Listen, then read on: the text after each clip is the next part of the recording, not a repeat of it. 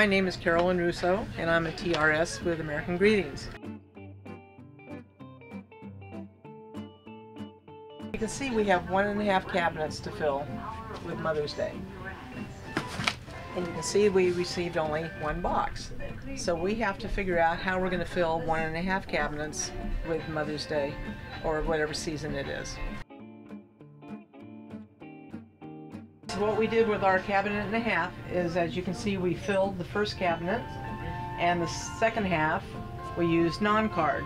Now if you have a Flex program, this is the time to utilize your Flex program. To skip rows. So as you can see, we have the backers here where we don't have the cards.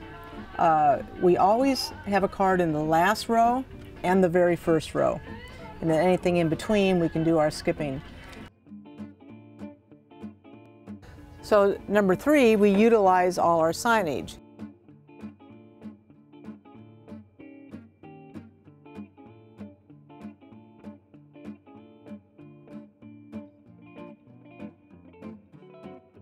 Okay, the first thing you do is you put your diagram out so you can follow it easily when you pull your music cards out.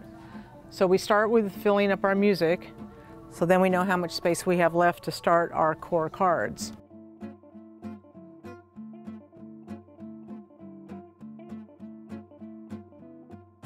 Okay, when we get to Mom and Mother, we'll condense somewhat, but we have all these other captions that we have to get out, and we always want to get out at least one of every caption. As we turn the page, we continue with daughter, sister, aunt, niece, and cousin, and then from kids, and then Mother's Day. And this is where I would stop, because you're going to have a lot of Mother's Day, and that's where we can condense. So once we hit Mother's Day, we're going to stop. And now we're going to go to the end of the captions. So now what we want to do is get all of our funny cards, all of our value cards, and then working from the back, all of these captions, and there's probably 1 or 2 of each one until we get up to Mother's Day. And that way we'll know how much space we have left to fill in with the Mother's Day. To recap, the first thing we do is put our music cards out, and then we start our core cards snaking up and down until we get to, in this case, Mother's Day. If it was Father's Day or Happy Valentine's Day, but at that point you stop. Then you go to the end and start backwards. And you'll start with your intuitions, your funny cards, your value cards, and then your special captions. And you want to at least get one of each out. And then you'll have enough, then you'll see how much room you have to put the rest of the Mother's Day or Father's Day or Valentine's Day.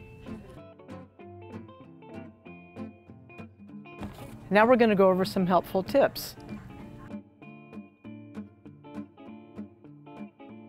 Many of the seasons have cellos, and this is another great way to condense or expand. I kind of use this as my accordion, because each packet comes with 3 cards.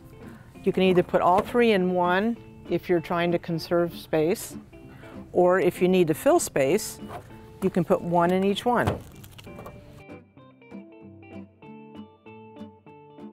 As you can see on the flow chart, it shows the feature displayer. Now some people look at that and think that the feature displayer goes first and then the music cards. But if you read where it says stop, it tells you to follow the diagram in box A. When you pull your diagram out for your feature displayer, it will tell you if you have 1 feature displayer, it goes in the second cabinet. If you have 2 feature displayers, one goes in the second and the second one goes in the 4th cabinet. Okay, so as I'm going through my box, I may come up with a caption that I had missed or it was misplaced in the box. So what do we do with it? Well, you can do a couple things. You can double pocket with another aunt card or save it for overstock. So this is a wrap-up of our seasonal video. We hope that this will help explain some of the nuances and make it easier for you and a lot more fun when you're doing your seasonal setups.